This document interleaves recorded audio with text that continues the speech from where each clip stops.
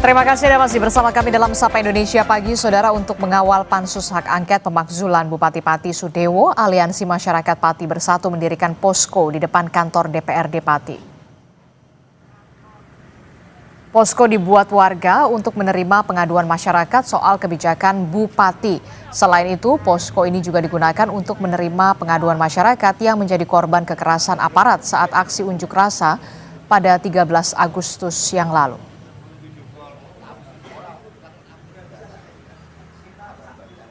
Harapannya ya untuk mempercepat kasus hak angket dari DPRD ini agar pelanggaran Mbak Pati Sudewo segera terjadi.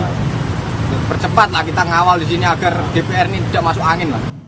Dan informasi terkini terkait dengan hak angket pemakzulan Bupati Pati kepada jurnalis Kompas TV sudah ada Iwan Miftahudin di Pati, Jawa Tengah. Selamat pagi Iwan. Iwan, apa saja yang akan menjadi fokus pembahasan dalam rapat pansus hak angket hari ini dan siapa saja yang kemudian dipanggil dan juga diperiksa hari ini? Ya, selamat pagi Adisti dan saudara. Pagi ini pansus hak angket DPRD Kabupaten Pati kembali akan menggelar rapat yang sebelumnya sempat ditunda karena ada rangkaian acara hari ulang tahun kemerdekaan RI yang ke-80, dan hari ini rencananya akan memeriksa dari Badan Pengelola Keuangan Aset dan Daerah Kabupaten Pati yang akan dimintai keterangan terkait tentang kenaikan pajak yang mencapai 250%. Meskipun kenaikan pajak ini sudah dibatalkan, namun DPRD tetap akan memintai keterangan kepada BPKAD dalam hal ini yang menjadi pengelola keuangan daerah. Apa dasar yang digunakan untuk menaikkan pajak tersebut, dan kemudian ada nggak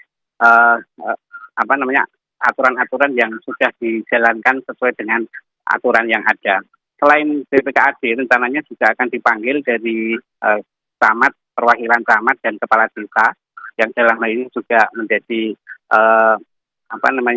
unsur yang terlibat dalam pengumpulan pajak di Kabupaten Pati. Tapi perlu diketahui saudara bahwa hak angket ini atau pansus hak angket ini itu sudah bekerja sejak tanggal 13 dan 14 Agustus kemarin. Pada pansus pertama kemarin yang tanggal 14 itu, pansus sudah memanggil berbagai pihak, diantaranya dari direksi rumah sakit, kemudian dari ex-karyawan rumah sakit sebanyak 220 yang di PHK secara sepihak. Dan nantinya hasil-hasil temuan ini akan dikumpulkan, dirangkum, dan kemudian dijadikan dasar untuk nantinya pansus ini merekomendasikan atau mengirimkan kepada MA. Seperti itu, Adisti. Oke, jadi Anda menyebutkan tanggal 14 Agustus kemarin memang pansus sudah memanggil pihak dari pimpinan RSUD Suwondo, kemudian juga dan hari ini ada BPKAD, begitu ya, Badan Pengelola Keuangan Aset Daerah, untuk dimintai penjelasan soal bagaimana kebijakan kenaikan pajak hingga 250% yang sudah dibatalkan. Nah, kapan sebenarnya? Ini yang jadi pertanyaan, kapan sebenarnya DPRD akan memanggil sang Bupati Pati Sudewo?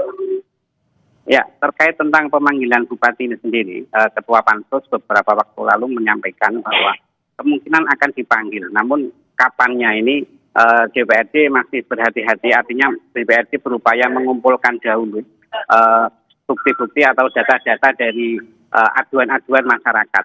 Setidaknya ada 12 poin aduan yang kemarin disepakati untuk dibahas dalam pansus ini. Kalau kita hitung dari kemarin baru kasus RSUD, yang kemudian hari ini kasus tentang kenaikan pajak, kemudian nanti di hari ketiga baru membahas tentang persoalan regrouping dan mutasi pejabat. Nah, ini kemungkinan juga masih akan lama, Adisti. Namun dari pansus menyampaikan meskipun ada banyak tuntutan warga yang harus dicari informasi atau dikonfirmasi kepada yang bersangkutan, Ketua Pansus menyampaikan akan berupaya secepat mungkin untuk menyelesaikan pansus ini.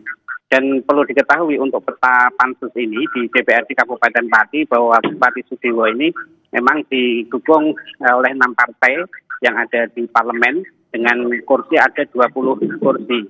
Nah, dari partai-partai tersebut ini masuk dalam pansus. Jadi seperti partai pengusung ini juga terlibat dalam pansus hak angket.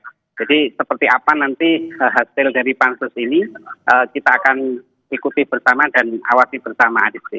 Oke, Iwan, pertanyaan saya selanjutnya, di mana keberadaan sang bupati ini, Bupati Pati Sudewo, setelah kemarin sudah tidak hadir, begitu ya, katanya sakit, kalau sakit dirawat di mana? Sudah ada informasi atau kabar soal ini?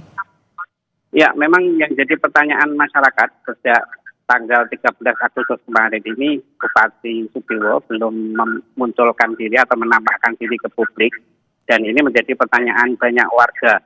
Terlebih pada puncak peringatan hari ulang tahun kemerdekaan kemarin, Bupati yang harusnya menjadi inspektur upacara ini tidak kelihatan dan digantikan oleh Wakil Gubernur Jawa Tengah. Wakil Gubernur Jawa Tengah sendiri menyampaikan bahwa dia diutus oleh Gubernur Jawa Tengah untuk menggantikan Bupati yang pada kesempatan tersebut sedang meminta izin kepada Gubernur karena dikarenakan sakit. Nah, mengenai keterangan sakit kemudian dirawat di mana, ini belum ada informasi lebih lanjut. Jadi kami yang ada di Kabupaten Pati ini juga masih mencari-cari informasi apakah beliau itu dirawat di Pati atau di luar Pati. Ini belum ada informasi yang valid seperti itu, Adisti. Oke, karena memang keberadaannya belum diketahui, lalu bagaimana dengan tugas-tugas? Apakah kemudian sudah didelegasikan kepada Wakil Bupati atau seperti apa? Ya, kemarin Wakil Gubernur Jawa Tengah, Pak Yasin Maimun, ini selain memimpin upacara kemerdekaan di Pati, ini juga sekaligus mengkomunikasikan dengan Forkopimda dan memastikan bahwa pelayanan kepada masyarakat di Kabupaten Pati harus tetap berjalan. Jangan sampai dengan adanya dinamika yang terjadi di kabupaten ini, kemudian pelayanan menjadi terganggu. Dan untuk petugas sementara yang ditunjuk menggantikan Bupati ini adalah Wakil Bupati Pati, Wisma Chandra, yang nantinya mereka akan Wakil Bupati ini akan mengambil tugas-tugas Bupati yang agar melayani masyarakat Pati tidak terganggu, pelayanannya tidak terganggu. Adisti. Oke, baik, ini pengawasan masih terus dan juga pengawalan masih terus dilakukan oleh masyarakat Pati. Terima kasih informasinya jurnalis Kompas TV Ihwan Miftahudin melaporkan langsung dari Pati, Jawa Tengah.